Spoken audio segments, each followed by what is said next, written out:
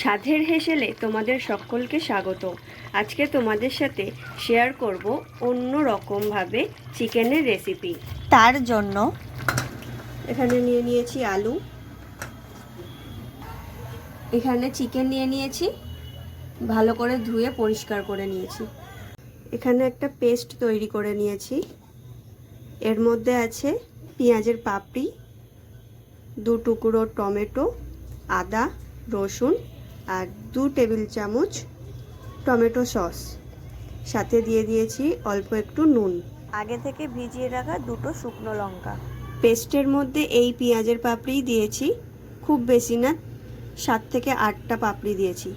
এখানে টমেটো আছে, টমেটোগুলো এরকম বড় বড় করে কেটে নিয়েছি, যেরকম চিলি চিকেনের কাটা হয় সেরকমই, একটু ছোট। আর এখানে ক্যাপসিকাম নিয়ে নিয়েছি।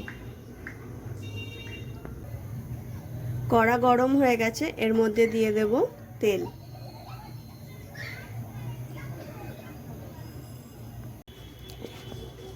এবার আলুগুলোকে ভেজে নেব।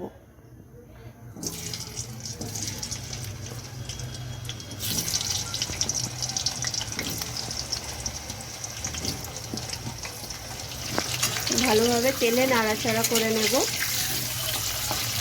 1 মিনিট পরে অল্প একটু হলুদ আর নুন দেব।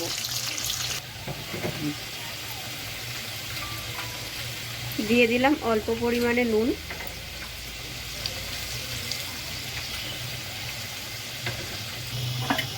দিয়ে দিলাম সামান্য পরিমাণ হলুদ।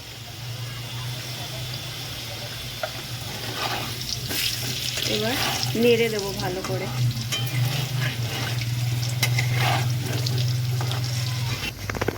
আলু ভাজা হয়ে গেছে, এবার তুলে নেব।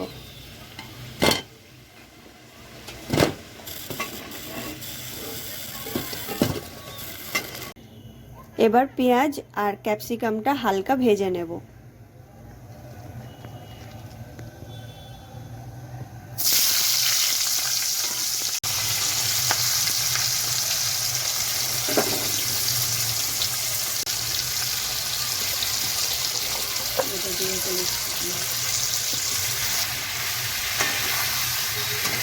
ভাজাটা হয়ে এসছে,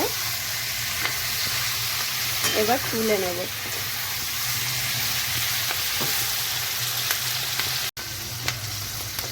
এই ভাজাটা হতে 30 সেকেন্ড সময় লাগবে।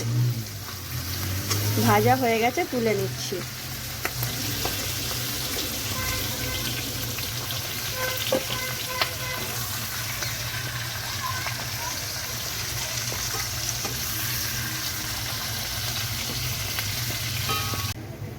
আলু, পেঁয়াজ, ক্যাপসিকাম ভাজা হয়ে গেছে, ওই তেলেই মাংসগুলো দিয়ে দেব।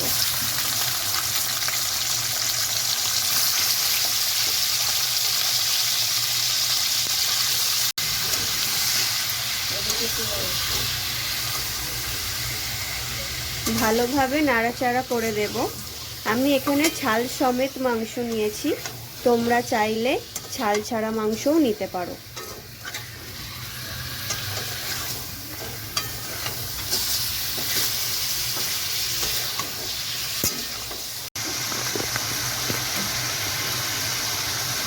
দু মিনিট তেলে নাড়াচাড়া করে এর মধ্যে পেস্টটা দিয়ে দেবো।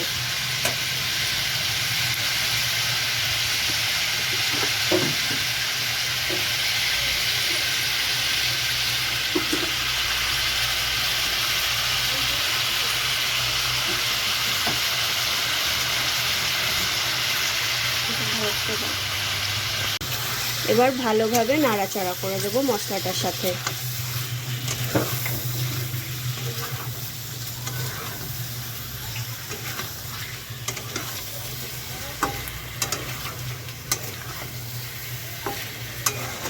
মাংসটা 20% সেদ্ধ হয়ে গেছে।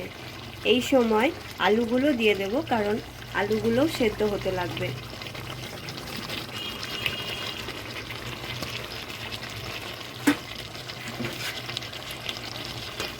ভালোভাবে নাড়াচাড়া করে দেব।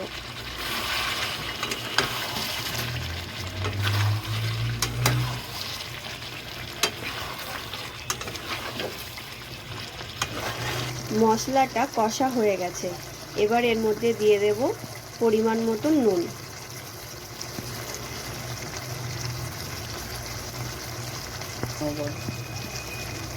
নুনটা যদি লাগে তাহলে টেস্ট করে তারপরে দেব। এবার দিয়ে দেব হলুদ, দিয়ে দিলাম অল্প পরিমাণে শুকনো লঙ্কা গুঁড়ো।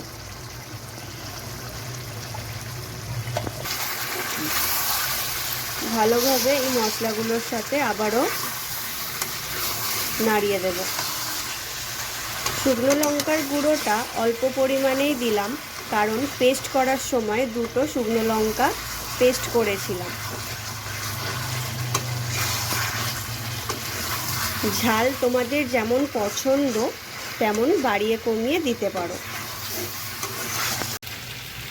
তরকারিতে দেওয়ার জন্য গরম জল বসিয়ে দিলাম।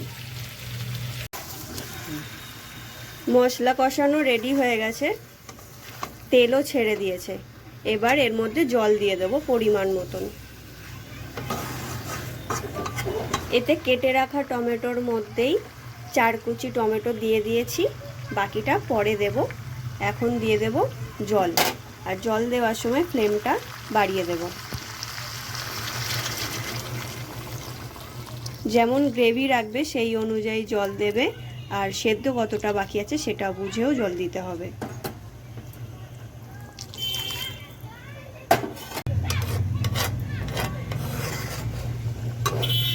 ভালোভাবে নাড়িয়ে দিলাম। এবার সেদ্ধ হওয়ার জন্য ঢাকা দিয়ে দেব 10 মিনিটের জন্য। ঢাকা দিয়ে দিলাম, 10 মিনিট পরে ফিরে আসছি। ফিরে এলাম 10 মিনিট পর। এবার ঢাকাটা খুলে নেব।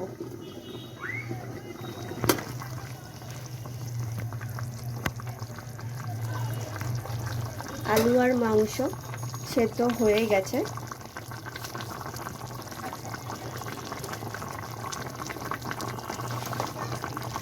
সেদ্ধ হয়ে গেছে।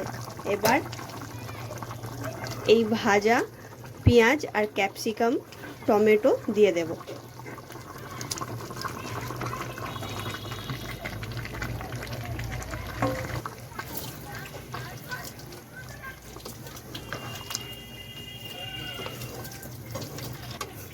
দিয়ে ভালো করে নাড়াচাড়া করে দেব।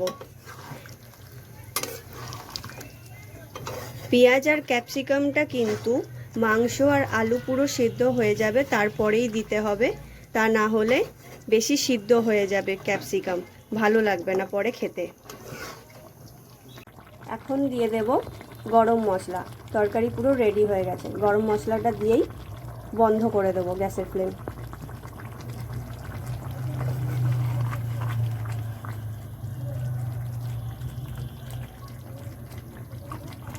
এই রেসিপি রুটি, লুচি, পরোটা বা ফ্রাইড রাইসের সাথেও সার্ভ করতে পারো, দারুণ লাগবে। আমার কথা শুনে দারুণ স্বাদের এই চিকেনের রেসিপি তোমরা বাড়িতে বানাও, অবশ্যই তোমাদের ভালো লাগবে। আর আমাকে কমেন্টে জানাও তোমাদের কেমন লাগলো।